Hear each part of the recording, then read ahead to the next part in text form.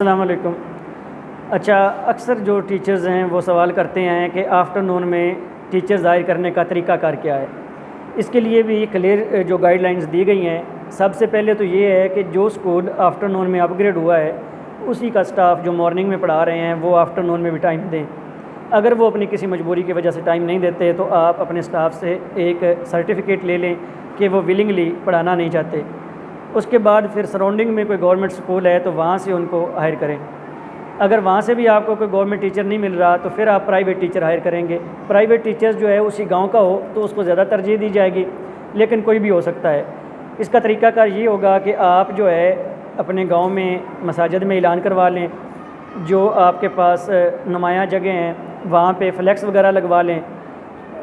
اور بھی کوئی سورس ہے جس کے ذریعے آپ اس کو ایڈورٹائز کر سکتے ہیں کہ فلاں اسکول کے اندر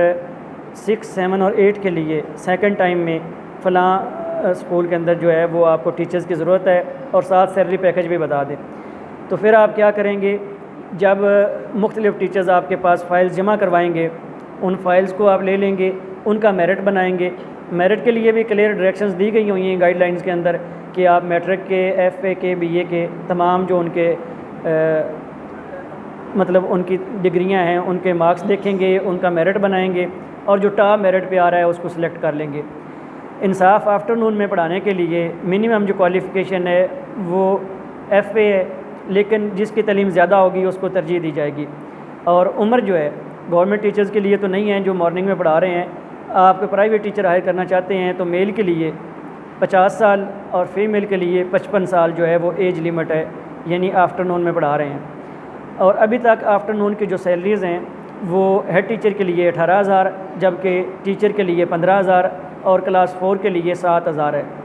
اب اکثر پوچھا جاتا ہے کہ اگر ہیڈ ٹیچر پڑھا نہیں رہا، جسٹ وہ ہیڈ شپ کر رہا ہے، تو کیا اس کو 18,000 ملے گا؟ نہیں، اس کو 18,000 نہیں، اس کو ٹیچنگ الاؤنس 15,000 نہیں ملے گا، جسٹ 3,000 ہیڈ شپ الاؤنس ملے گا۔ اور اگر کوئی ہیڈ جو ہے وہ ٹیچنگ کے ساتھ ساتھ ہیڈ شپ بھی کر رہا ہے اور ساتھ ٹیچنگ بھی کر رہا ہے تو پھر اس کو 18,000 ملے گا۔ تو یہ آفٹر نون کے جو ٹیچرز ہیں ہائر کرنے کا اختیار اسکول کونسل اور ہیڈ ٹیچر کو ہے، اس میں کسی اور کی انوالومنٹ نہیں ہوتی۔ اور آپ کے پاس جو آلریڈی ورکنگ سٹاف ہے آپ اسی کو کنٹینیو رکھیں، اگر وہ اچھے طریقے سے سکولز کو مینیج کر رہے ہیں اور معیاری تعلیم جو ہے اس کو یقینی بنا رہے ہیں۔ اب ہوتا یہ ہے کہ ہر جگہ پہ حالات ایک جیسے نہیں ہوتے، کہیں پہ جو پرائیویٹ سٹاف آپ نے ہائر کیا ہوا ہے انہوں نے تنگ کیا ہوتا ہے، اور کہیں پہ پرائیویٹ سٹاف کو ہیڈز نے تنگ کیا ہوتا ہے۔ جب سیلریز ملنے کی باری آتی ہے تو وہ اپنے دوستوں کو، اپنے رشتہ داروں کو نوازنے کے لیے ان کو نکال دیتے ہیں۔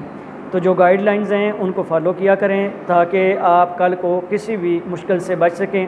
اور جو آفٹر نون میں سٹاف ہائر کرنے کا اختیار دیا گیا ہے